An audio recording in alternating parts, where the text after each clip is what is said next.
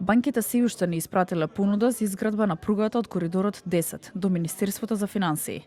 Министерката Гордана Димитриевска-Кучовска изјави дека Министерството има испратено понуди до 24 банки, а рокот е продолжен до 7 јули. Кучовска потенцира дека целиот проект е комплексен и на банките им треба време за да ги анализираат сите работи. Да, интересот е многу голем. 22. Ние нели пуштивме барање за понуда до 22 институции.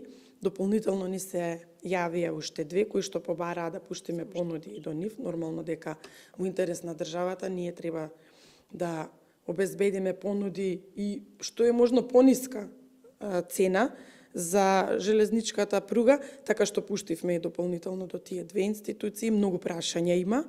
Заради тоа го продолживме и рокот до 7.7.2025. Не случајно, станува збор за еден комплексен, би рекла, нели, проект, поготово што станува збори за проектно финансирање. И додека се чекаат понудите од надвор, во земјава се уште трае дебатата дали на Македонија е потребна инвестиција во пругата или во проектот Вардарска долина.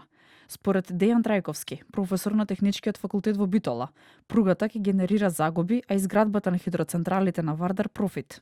Па немало толку храбри луѓе на власт. Политичари. И сега, кога веќе имаме толку храбри... Што значи немало храбри луѓе? Кој е проблемот? Па се плашеле да инвестираат. Зошто? Сега кога имаме... Имате ли објаснување?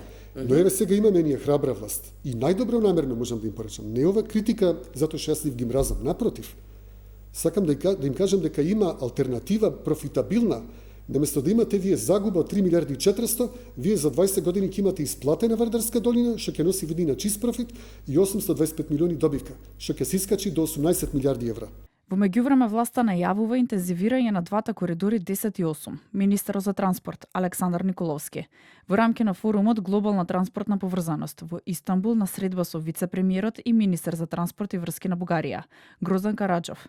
Фокус на истата коридорот 8. Николовски и Караджов дошле до заклучок дека треба да се испратат експерти да бидат дел од состанокот за коридорот 8, што ќе се одржи во јули, а го организира Европската комисија. Као овој проект има регионална димензија, каде покрај економското значење се наметнува и прашањето за стратешко позиционирање на НАТО алијансата преку поврзување на Јадранското и Црното море.